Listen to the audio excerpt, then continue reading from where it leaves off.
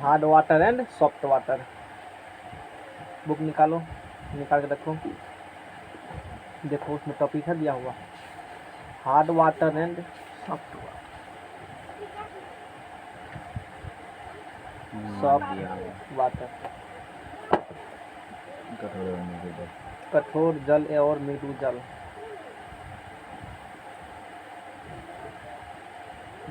बहुत इम्पोर्टेंट, काफ़ी एग्जाम में क्वेश्चन आता है। यहाँ तक कि टेक्निकल में भी क्वेश्चन, इससे टेक्निकल पेपर में भी आता है। हम लोग इन्वायरमेंटल इंजीनियरिंग होता है, उसमें वाटर के बारे में जनरली पढ़ा जाता है, तो वहाँ पर भी कम देगा तुमको। और ननटेक में भी काफ़ी कम देता है, एग्जाम में पूछता है ये इन्वायरमेंटल पोर्सन, वहाँ भी होती है ननटेक में भी। टेक्निकल की इन्वायरमेंटल अलग होती है, ननटेक का अलग होती है, दोनों नाम एक ही होती है। वहाँ इन्वायरमेंटल इंजीनियरिंग है और तुमको वहाँ इन्वायरमेंट पढ़ना पड़ता है, वातावरण बारे में। अब देखो hard water and soft water क्या होती है। पहले हम लोग पढ़ेंगे हार्ड वाटर के बारे में, फिर पढ़ेंगे हम लोग सॉफ्ट वाटर के बारे में। ध्यान से समझना है चीज़ों को, अच्छा क्लियर करनी है। वह जल जो पीने योग्य नहीं होता है, पीने योग्य आरो सर्च हार्ड वाटर आएगा। देखो वह लाला हार्ड वाटर पीने योग्य हाँ अच्छा, इधर लाइए। वह जल जो पीने योग्य नहीं होता है, समझना क्या ना, उसे क्या कहते हैं हम लोग, हार्ड वाटर कहते हैं। सुन लो, खाली ध्यान सुनो, तो एक एक लफ्ज इम्पोर्टेंट नहीं बोले, काफ़ी एकदम क्वेश्चन आता है, छूट जाएगा फिर दिक्कत हो जाएगा। जो जल पीने योग्य नहीं होती है, समझना क्या ना, और साबुन के साथ झाग का निर्माण नहीं करता है, और साबुन के साथ झाग का निर्माण नहीं करता है। समझना क्या ना, उससे चुप्पी भी नहीं, समुद्री जल देखते हो पढ़े थे देखो, वो हार्ड वाटर ही है, उतना से कम नहीं चलेगा। यहाँ पर ज्योग्राफी में पढ़ा था, उससे क्या क्वेश्चन बनेगा। हार्ड वाटर क्या होती है, समझना क्या ना। तो दो गो है, जैसे यहाँ पर रखा हुआ हार्ड वाटर और सॉफ्ट वाटर होगा। यहाँ से क्यों है ना, चलो ठीक है, बाद में। पीने योग्य नहीं होता है, यह जल जो होगा ना हार्ड वाटर, वो पीने योग्य नहीं होगा। कुछ बन दिया एक पढ़ देते हैं। ध्यान रखना है, हार्ड वाटर पी सकते हो, नहीं पी सकते हो। दूसरी बात अगर हम पूछेगा कि हार्ड वाटर जल के साथ झाग का निर्माण करता है कि नहीं करता है, वही हुआ ना, साबुन के साथ झाग बनाता है कि नहीं बनाता है साबुन के साथ झाग। समझ में आ गया ना। इसका मतलब जो हम लोग पानी पीते हैं और जो पानी को यूज करते हैं कपड़ा साफ करने में, साबुन लगाते हैं, झाग पैदा करता है, स्लीपिंग टाइम बढ़ा दो, तो वो सॉफ्ट वाटर होती है। समझ में आ गया ना, वो चीज़ हो गया, उसे हार्ड वाटर कहते हैं। हार्ड वाटर में मैग्नीशियम एंड कैल्शियम के बाइकार्बोनेट, क्लोराइड एंड सल्फेट लवण घुले होते हैं। ये जो लाइन बोले यह एग्जाम आता है कि हार्ड वाटर में क्या होते हैं, इम्पोर्टेंट बात। हार्ड वाटर में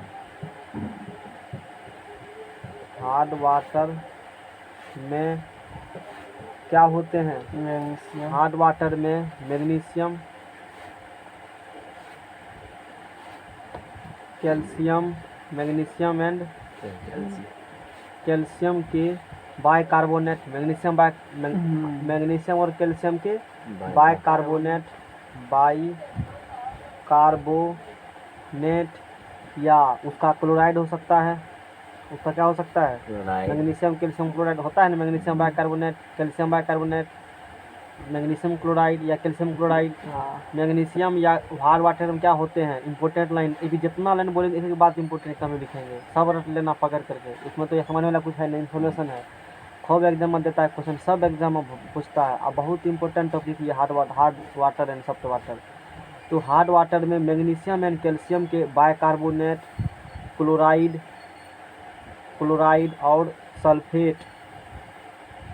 सल्फेट लवण घुले होते हैं,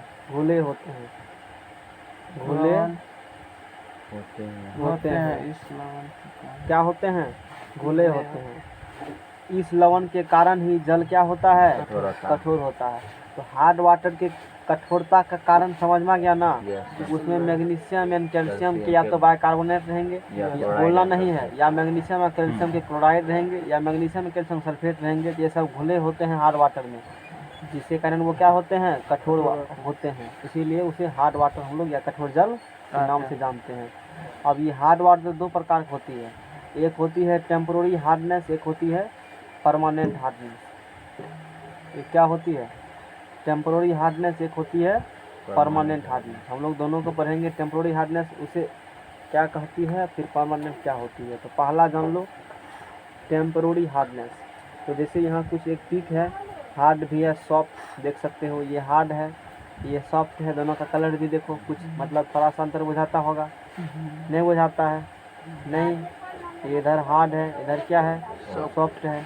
तो वो चीज़ है जिसे मैंने बताया कि समुद्री जल जो होती है ना, वो क्या होती है, लवण उसमें से बहुत सारा साल्ट घुले होती है ना, उसके कारण हम लोग उसे नहीं पी सकते हैं। नहीं, सॉफ्ट वाटर क्या होती है, ज़मीन में जो पानी निकालते हो ना, वो क्या होती है, सॉफ्ट वाटर होती है। मीठे पानी।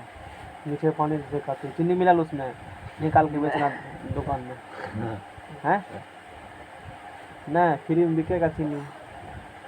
टेम्पोररी हार्डनेस, धीरे धीरे मीठे पानी की लेयर घटता जाता है। कुकर में करेगा तो नहीं घटेगा। अस्थायी कठोरता, अभी करते हैं सर, अस्थायी कठोरता नहाते नहीं तब नहीं।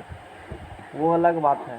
कहने का मतलब वेस्टेज ऑफ वाटर हो रहा है ज़्यादा, जितना यूज होना चाहिए उससे ज़्यादा मिस यूज कर रहे हो। मोटर चला देगा, एक आदमी कितना चाहिए पानी डेली लाइफ के लिए, बस ये पढ़ाया जाता है। हम लोग पेपर भी पढ़े हैं, इसमें पेपर होता है पढ़ने के लिए, समझ में आ गया ना। कितना पानी लगेगा, क्या करना पड़ेगा, सब की कोर्स होती है। तो पढ़ोगे तो जानोगे, उतना ही यूज करने से जितना होता है। नहीं जानना है कितना डाटा बताएंगे, बहुत सारा डाटा होता है। गांव के आदमी का अलग होता है, शहर का आदमी का अलग होता है, समझ में आ गया ना। इसके लिए अभी इंडिया गवर्नमेंट के पास पानी तो है, लेकिन इसके पास उतना व्यवस्था नहीं है। तो वाटर को यूज कर सकते हो तुम लोग। अच्छा कंट्री में जो डेवलप्ड कंट्री है, वहाँ क्या होती है, मान एक बार जो वाटर यूज़ किया, दो पर्पस होती है। मान लो तुम डोमेस्टिक पर्पस यूज़ करते हो, घरेलू पर्पस वाटर यूज़ करते हो, तो डोमेस्टिक पर्पस से यूज़ करेगा तो वाटर, मान लो तुम स्नान, खाना पीना ये सब करेगा, तो पानी यूज़ करेगा। फिर उसको जहाँ चापाकल कहते हो, हैंडपम्प, जहाँ भी तुम्हारा है, बाथरूम है, उसके थ्रू पानी फिर तुम्हारा जाए जाएगा। स्नान करने में हो गया पानी, बाथरूम वर्क हो गया, किचन वर्क हो गया, वो सब वर्क हो गया। तो वो पानी को फिर एक अलग सिस्टम होती है उसके लिए। वो पानी को फिर कलेक्ट किया जाता है, सारा पानी को। उसमें केमिकल नहीं मिला होना चाहिए। घर में जो काम करते हैं उसमें केमिकल तो होता नहीं है, समझ जाएगा ना। उस पानी को पुनः क्या करते हैं, प्यूरीफाई करके और पुनः फिर भेज देते हैं यूज़ करने के लिए।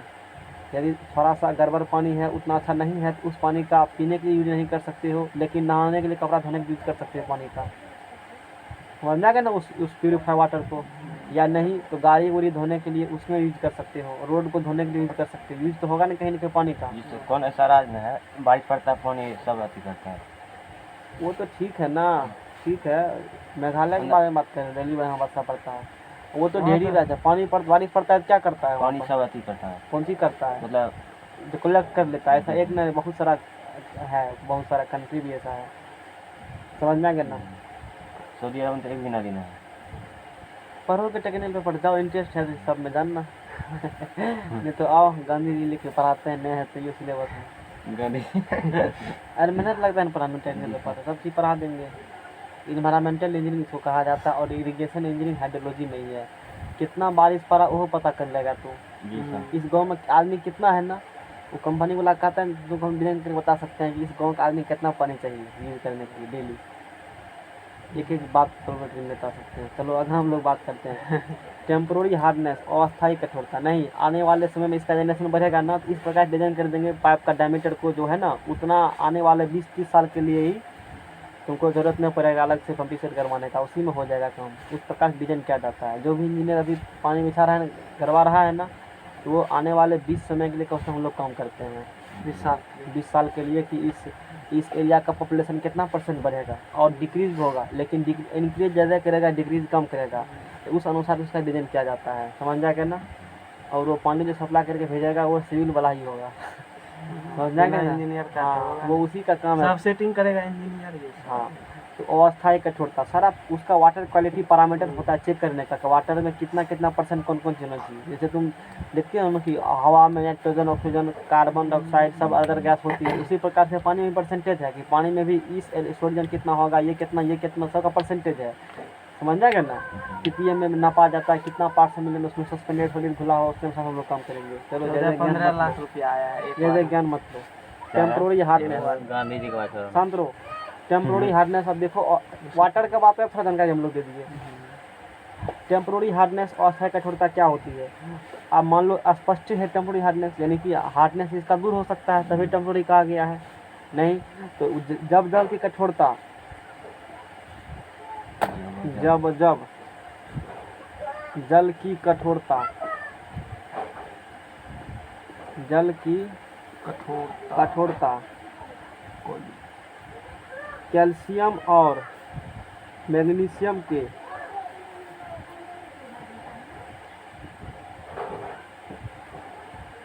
बाइकार्बोनेट की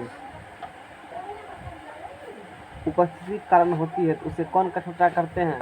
अस्थायी कठोरता। डायरेक्ट क्वेश्चन एग्जाम पूछेगा लाइन उठा करके कि टेम्पोररी हार्डनेस कब होगा? तो जब जल में कैल्शियम या मैग्नीशियम के बाइकार्बोनेट रहता है ना उपस्थित, उसके कारण जो आएगी ना कठोरता, उसको क्या बोलेंगे हम लोग? टेम्पोररी हार्डनेस बोलेंगे, अस्थायी कठोरता कहते हैं। इसे उबाल कर दूर किया जा सकता है, बॉयल करके। इसे उबाल कर, यहो क्वेश्चन एग्जाम पूछता है, नहीं तो लिखते नहीं, लाइन पूछता है तभी लिखते हैं, समझ में आ गया ना?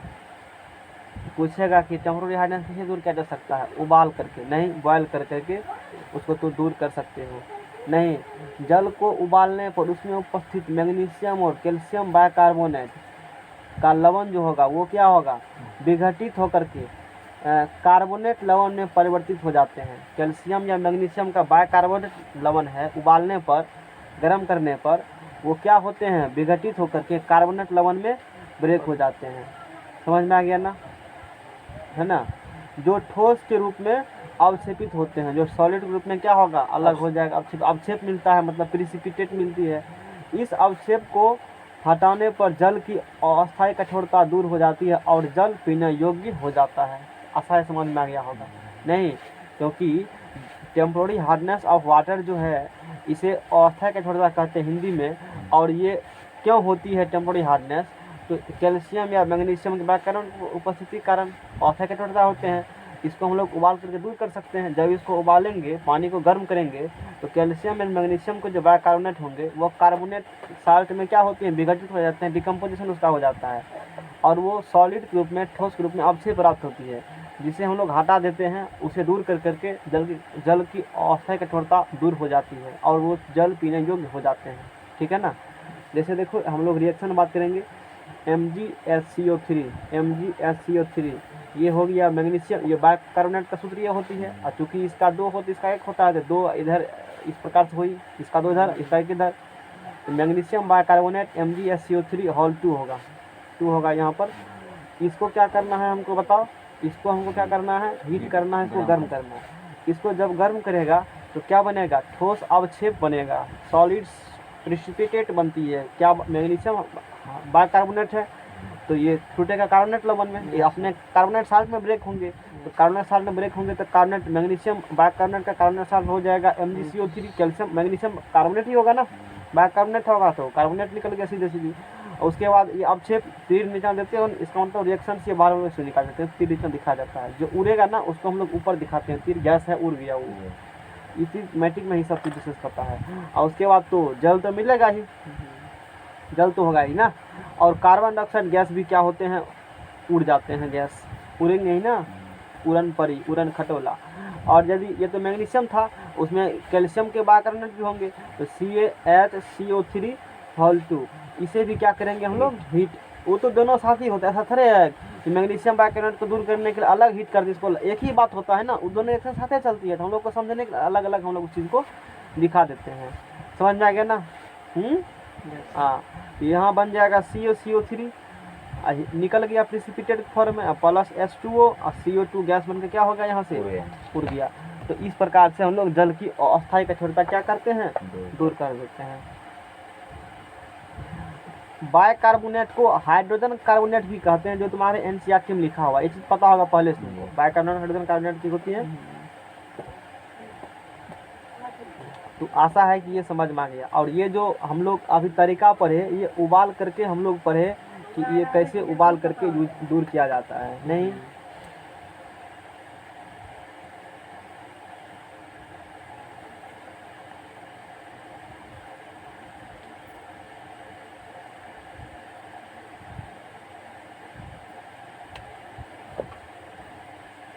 ठीक है ना। अब देखो, अब यहाँ से क्या करेंगे,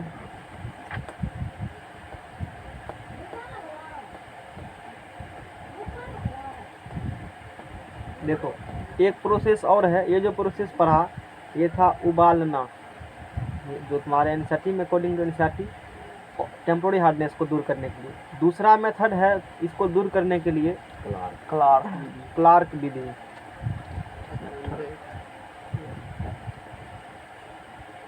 नहीं, और ये जो पूछेगा, क्या पूछेगा यहाँ से, रिएक्शन टू क्वेश्चन पूछती है कि मैग्नीशियम बाइकार्बोनेट या मैग्नीशियम हाइड्रोजन कार्बोनेट को जब गर्म करते हैं टेम्पोररी हार्डनेस दूर करने के लिए, तो प्रिसिपिटेट रूप में क्या मिलेंगे, उसी का साल्ट मिलेगा। उसी के क्या मिलेगा, साल्ट। और मैग्नीशियम का साल्ट मैग्नीशियम कार्बोनेट, इसका साल्ट कैल्शियम कार्बोनेट। तो आशा है समझ में आ गया टॉपिक। यहाँ है ना, देख रहे हो ना, इसको एक ही में लिखा गया, इसी वैसा है, बाद में सीटू को अलग कर दिया, एक ही बात है, लेकिन तरीका अलग अलग है। समझ में आ गया ना, बाद में फिर इसको से दिखाया है, तो घबराना मत, तो दिक्कत एक ही बात है वो, नहीं। तो बैलेंस करो, सब कंपोनेंट एक ही पूरेगा। अब देखो क्लार्क विधि में क्या है, क्लार्क मेथड, क्लार्क्स मेथड। इस मेथड में क्या करते हैं, इस विधि में बुझे चूने की परिकलित मात्रा को, बुझे चूना बुझते हो ना, जैसे पानी मिला करके गर्म होने बावन टूट जाएगा, बुझा हुआ चूना हो गया। मैट्रिक में पढ़ा होगा बुझा हुआ चूना, शुरू में ही केमिस्ट्री इंट्रोडक्शन में, नहीं जानते हो जाकर देखना, पढ़ाए हैं वहाँ पर, हाँ पढ़ा है, नहीं जानते हो उससे पूछ लेना जा करके। इस विधि में क्या करते हैं, बुझे चूने को, कैसा चूना को बताओ, बुझे चूने को क्या हुआ नहीं, परिकलित मात्रा को जितना लगेगा कठोर जल में क्या करेंगे हम लोग, उसमें मिला देंगे। और उसके बाद क्या होगा, कैल्शियम कार्बोनेट तथा मैग्नीशियम कार्बोनेट का अवक्षेप हो जाता है, और उसे छान करके अलग कर देंगे। और इस प्रकार से टेम्पोररी हार्डनेस क्या होते हैं, दूर हो जाते हैं, नहीं। जैसे रिएक्शन देखेंगे हम लोग, CaHCO3 का होल 2, कैल्शियम बाइकार्बोनेट रहेगा ना। बुझे हुए चूना बोलो, फार्मूला पढ़े हो तो बुझे हुए चूना, हाँ बोलो। CaOH का होल 2, CO किसका होता है, बिना बुझा हुआ था। CaCO3 किसका होता है, कैल्शियम कार्बोनेट होता है। उसे चूना पत्थर भी संगमरमर भी कहा है। ये तीन क्वेश्चन ऐसा है ना, खूब पूछता है एग्जाम में, पूछता है ना, पूरा पता ही फटेगी। पूछता है ना। ये पूछा CaCO क्या करता है, CaO।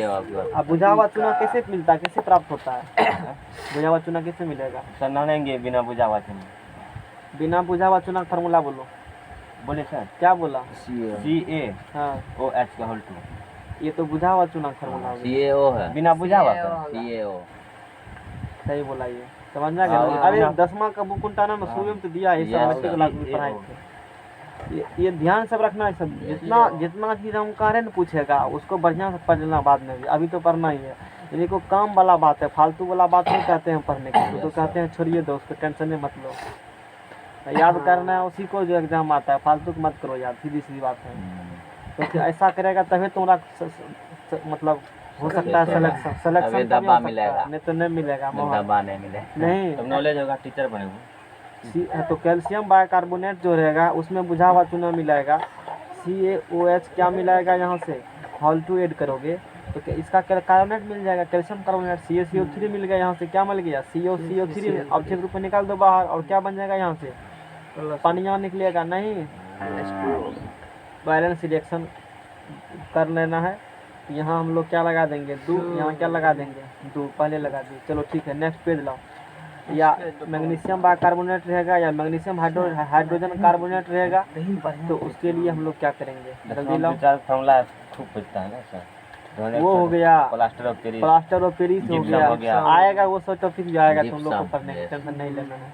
और वो जो धोने छोटा पड़ेगा ना, तो हिट मार दी देखिए जाओ ना क्रैश कोर्स खोलने का दूसरा वाला आ जाएगा तुरंत भाग हाँ जाएगा क्रैश कोर्स में अरे success खोल हो ना लो गया, क्रैश बहुत। कोर्स एक टिपिया टिपिया पढ़ाना क्वेश्चन क्या अब तो जानकारी क्रैश कोर्स नहीं खोल सकते हो खूब चलेगा गाँव में आजकल बड़ा आराम से इतना जानकारी है समझो बुझा हुआ चुना पर 10 3 दिन महीना में खत्म MgHCO3 हॉल विशेष 2 तरीका से प्रेस करो इसमें क्या करेंगे हम लोग CaOH हॉल 2 आएगा तुम लोग को भी टॉपिक पढ़ाएंगे आने वाले समय में देखो टेंशन क्या लेते हो एस ब्लॉक पढ़ेगा ना है या खो कंपाउंड पढ़ाएंगे तो देखना नहीं है मीठा पड्डा अल्लाह बल्ला अल्लाह बल्ला अल्लाह घल्ला सब है यार कचौड़ी पकौड़ी फुलौड़ी हाँ तो मैट्रिक में तो 2 4 गो लेने पड़ आएगा ना है ना और देखो CaOH हॉल 2 कैल्शियम है ना कैल्शियम हाइड्रोक्साइड एसिलेट लाइन भखरा चूना भी हम लोग कहते हैं नहीं ठीक है ना तो मैट्रिक वाला के पढ़ाए थे ना उसमें और भी बहुत सारा अलग अलग जगह से अच्छा था ये facts हम 3 लाए। महीना में खत्म 3-4 महीना बढ़िया तरीका से ठीक है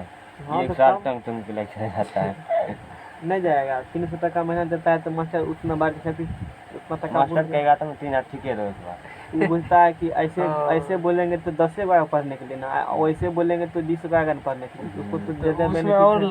घाटा लगता है उसको। मास्टर के कुछ घटा नहीं है उसको बढ़ती क्या है घटा है 36 हाँ, उसको क्या उसको कुछ घटा न घटा उसको फायदे महीना पर होता 1 घंटा आता है बस बस महीना में छुट्टी 2 दिन रहेगा इधर उधर कर देता है। चलो जो भी है 5 को तो रे भी आ जाता है हाँ नहीं रे तो छुट्टी ठीक है हाँ, छोड़ो ना सब तो CaOH हॉल 2 मिला दिया हम लोग सामने कुछ इसे मिला दिया 2CaCO3 बैलेंस करने के साथ प्लस MgOH हॉल 2 बन जाएंगे और क्या बन जाएंगे यहाँ से जल बन जाएंगे देखो CaCO3 बन गया ना यहाँ से ये निकल गया ना बाहर Yes. नहीं उसके बाद मैग्नीशियम है तो मैग्नीशियम हाइड्रोक्साइड बन गया और पानी बनेगा तो इसको बाहर निकाल देना इससे उसका क्या होती है कठोरता कठोरी हार्डनेस जल का वाटर का दूर हो जाएगा जो भी है अपना हम लोग का है टेंशन पर हम लोग को तो खत्म होने वाले हैं हम लोग तो 1 महीना में पढ़ ही लेंगे सब बात 1 महीना लगेगा मैक्सिमम और उससे अधिक नहीं लगेगा टाइम नहीं 2 नंबर में परमानेंट हार्डनेस नवंबर तक परमानेंट हार्डनेस तुम लोग को लगता होगा शुरू में कि नहीं खत्म हो पाएगा लगता तो नहीं, पक्का होगा आप बोले तो समझे खत्म हो अस्थाई गया कठोरता नहीं अब तो विश्वास भी हो गया क्योंकि होगा नाम पे सुनते थे आपका बहुत फास्ट अच्छा तो बोला कि नहीं जाओ बहुत फास्ट है पहले तो पढ़ा बोलेंगे नहीं जाते हैं बोलेंगे अच्छी से रात पढ़ाइए का अच्छी फिजिक्स से नहीं पढ़ाते पढ़ाएंगे थे सर वहाँ हाँ हाँ 2-3 दिन ओ हाँ उसी का टेम्परेचर चाहे हो गया पहले क्या कौन से पढ़ाए सर उसको याद नहीं है हम तो एक बार सब्जेक्ट का सन देते हैं ना लाइट पढ़ाएंगे तो अपवर्तन परावर्तन एक बार चलता है मेरा यदि हमको कम टाइम रहता है ना पढ़ाने के लिए तो एक ही साथ दोनों चैप्टर शुरू करेंगे 4 से 15 तक में उसको हम खींच के निपापति करके निकल जाएंगे वही सब बोला स्पीड पर नहीं तो बोला नहीं जाना हम लोग जाएंगे आप फिर बोलेंगे तो फिर पढ़े देखेंगे आप परमानेंट हार्डनेस अस्थाई कठोरता वो क्रैश कोर्स के समय होगा इसलिए हम लोग फास्ट खींचेंगे वहाँ पर अंतिम समय होगा नहीं तो वैसे नहीं फास्ट पढ़ाते हैं अंतिम समय होता है तो राम राम राम राम 4 बार कुछ तो पाप कटेगा ना नहीं तो परमानेंट हार्डनेस अस्थाई कठोरता आशा है कि वो टॉपिक समझ में आ गया होगा temporary hardness Yes, sir. Exam बहुत जितना लाइन लिखे हैं रट देना जीवा पर ठोर पर टपा एग्जाम में पूछेगा टपका देना ऊपर में रखना है यहाँ पर ये भी रख लेना तो परमानेंट हार्डनेस अस्थाई कठोरता क्या होती है जब जल में कठोरता उसमें था कैल्शियम और मैग्नीशियम के बाइकार्बोनेट उसमें जो बच गया हेडिंग में जो लिखा था क्लोराइड सल्फाइड वो सब बच गया ना तो वो हो जाएगा इसमें हो जाएगा ना Yes. तो बोलेंगे जल की कठोरता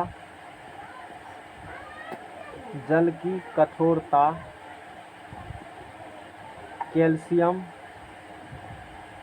UM है UM कैल्शियम एंड मैग्नीशियम के क्लोराइड एंड सल्फेट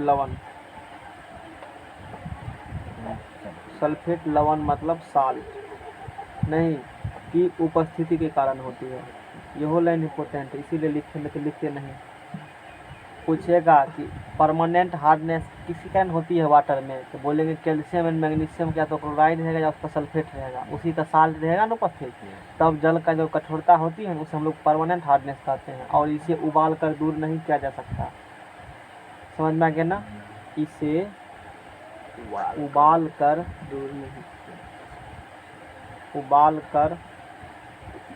दूर नहीं किया जा सकता यह पूछता है एग्जाम रखो ऑप्शन में कि बताइए कि परमानेंट हार्डनेस उबाल कर दूर कर सकते हैं? नहीं, इसे उबाल कर, इसके लिए अलग प्रोसेस है जो हम लोग पढ़ेंगे, समझ में आएगा ना। वैसे है धवन सोडा विधि है, धवन सोडा विधि है, सोडियम कार्बोनेट उपचार से।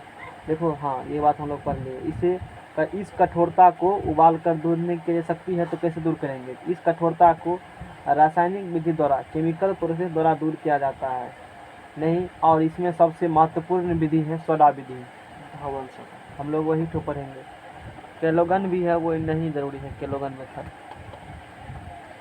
है ना। उसके बाद फिर आयन विनिमय विधि, ढेरी विधि है, संश्लेषी ढेरी विधि है। हम लोग को जो मेथड पढ़ना है वो क्या मेथड पढ़ना है? H2O तो हम लोग प्रयोग साइड पहले पढ़ चुके हैं, वो सब फिर दे दिया है। हाँ तो चलो अपना, वो आगे दे दिया आपको। हाँ हो सकती है, इसमें कोई दिक्कत नहीं है। तो ये टॉपिक पढ़ने में ख़त्म हो रहा है चैप्टर। तो सोडा विधि, बहुत सारा केमिकल मेथड है आजकल, तो बहुत सारा हो गया है ना, उसको दूर करने के लिए जो सबसे प्रचलित विधि है, कौन वो विधि है है? सोडा विधि। वो सोडा विधि है। नहीं, तो हम लोग सोडा विधि को पढ़ेंगे। सोडा प्रोसेस जिसे कहते हो, या बहुत सारे बुक में धावन सोडा, जो भी अपना चलो सीधा रहने दो। तो सोडा विधि नहीं, हम लोग जल का परमानेंट हार्डनेस दूर करने के लिए कौन विधि पढ़ रहे हैं? सोडियम सोडा विधि। और बाकी विधि का सिर्फ नाम लिख देंगे, बाकी कुछ ज़रूरी नहीं है। सोडा प्रोसेस एक मेथड काफ़ी है जानने के लिए। सोडा प्रोसेस देखो, अस्थायी कठोरता वाले जल की रिएक्शन हम लोग सोडियम कार्बोनेट से, जल की अस्थायी कठोरता किस कारण रहेगा? कैल्शियम या मैग्नीशियम क्लोराइड कारण, इसी कारण रहेगा ना। मान लो कैल्शियम क्लोराइड है जल में, उसके कारण कठोरता होगा। कौन कठोरता होगा? अस्थायी कठोरता होगा, परमानेंट हार्डनेस होगा। कैसे दूर करेंगे? उसमें क्या करेंगे हम लोग? सोडियम कार्बोनेट मिलाएंगे। क्या मिलाएंगे हम लोग? सोडियम कार्बोनेट मिलाएंगे। या मान लो मैग्नीशियम का सल्फेट ही है जल में, मैग्नीशियम क्या है? सल्फेट, उसमें भी क्या मिला देंगे हम लोग? उस कंडीशन में भी सोडियम कार्बोनेट हम लोग मिलाएंगे। वाटर में क्या ऐड करेंगे? सोडियम कार्बोनेट मिलाएंगे। तो सोडियम कार्बोनेट मिलाने पर कार्बोनेट, सोडियम कार्बोनेट से कराने पर कैल्शियम और मैग्नीशियम कार्बोनेट बनते हैं। क्या बनते हैं? कैल्शियम और मैग्नीशियम के कार्बोनेट। यदि जल में कैल्शियम है तो कैल्शियम बनेंगे कार्बोनेट, और यदि जल में मैग्नीशियम है तो मैग्नीशियम कार्बोनेट बनेंगे। बात समझ में आ रहा है ना? यहाँ कैल्शियम है तो कैल्शियम के क्या बन जाएंगे? CO3। ये और ये आपस में कर देंगे रिएक्शन, CaCO3, और ये बाहर निकल जाएंगे रिएक्शन से प्रिसिपिटेट के फॉर्म में। समझ में आ गया ना? नहीं, ये बन गए, ठीक है ना। यदि यहाँ पर M से मैग्नीशियम बोला है तो C से मैग्नीशियम, ठीक है। और NaCl यहाँ प्लस होगा, छूट गया है। और सोडियम और क्लोरीन दोनों आपस में मिल जाएंगे तो बना लेगा सोडियम क्लोराइड। नहीं, यदि मैग्नीशियम सल्फेट वाटर में उपस्थित है तो उसमें भी सोडियम कार्बोनेट हम लोग ऐड करेंगे तो मैग्नीशियम CO3, तो MgCO3 मैग्नीशियम कार्बोनेट बन गए। अब बन गए सोडियम और सल्फेट, तो सोडियम सल्फेट बन गए। सोडियम Na2SO4, सल्फेट का 2 होता है, सोडियम 1 होता है, तो इंटरचेंज होगा, इस प्रकार से हो जाएगी। ये सब बनाने आता है, कैसे कैसे कंपाउंड सीखा है बनाने के लिए? तो सीखा है, नहीं सीखे हो? इंट्रोडक्शन क्लास में इसीलिए नहीं बोला था, हमको पता होगा कि नहीं पढ़ा, इसीलिए पहले कह दिया था पढ़ने के लिए, उसमें बताए थे ना। तब फिर उसमें बताया हुआ है कैसे कैसे बनता है। इंट्रोडक्शन तो पहले ही कह दिया, तो बार बार आएगा। ये सब 11th नहीं है पढ़ाने वाला टॉपिक। इसी के साथ अपनी वाणी को विराम देते हैं। खाली नाम सुन लो। तो उसके बाद देखो और भी विधि है, तो विधि का नाम भी एग्जाम में पूछेगा। बाकी यही इम्पोर्टेंट सबसे ज़्यादा प्रश्न एग्जाम में पूछेगा। ये तो एक विधि था ना, एक विधि और है। देखो तो कितने बड़ा कंपाउंड है, सोडियम, ये सब कभी इनका आएगा। नाम लिख देते हैं सिर्फ, पेज खाली है नहीं, इसीलिए करना नहीं भरेगा। बिता नहीं, देखो तो पुराना से नहीं बिता। केलगौन विधि, समझ में आ गया ना? एक ये भी विधि है, एक ये भी विधि है कि हम लोग इस विधि से क्या करते हैं? जल का परमानेंट हार्डनेस हम लोग दूर करते हैं। और विधि है यहाँ पर देख लो, ये सब हम लोग उतना काम का नहीं है। आयन एक्सचेंज मेथड, आयन विनिमय विधि, समझना है ना? यहाँ सब देख रहे हो ना स्ट्रक्चर, इस हम लोग पहले ही पढ़ चुके हैं। हाइब्रिडाइजेशन में जल के स्ट्रक्चर सब पढ़ चुके हैं हम लोग, इसीलिए वो चीज़ नहीं डिस्कस हम लोग कर रहे हैं। नहीं, हाँ ये डायग्राम डिस्कस करेंगे, ठीक है ना। कुछ चीज़ इसमें है, जल का डेंसिटी मैक्सिमम क्या डिग्री टेम्परेचर होता है? जी, जल का 1 2 3 4। उसके बाद हो गया संश्लेषित रेजिन विधि, नहीं बोल दिया यहाँ पर तो संस्थान है। संश्लेषित वो हाइड्रोजन पेरोक्साइड की भौतिक गुण है, जल का नहीं है। ये कुछ विधि है नहीं, हम लोग इस विधि से क्या करते हैं बताओ, हम लोग इस विधि से जल का परमानेंट हार्डनेस को दूर कर देते हैं। समझ में आ गया ना?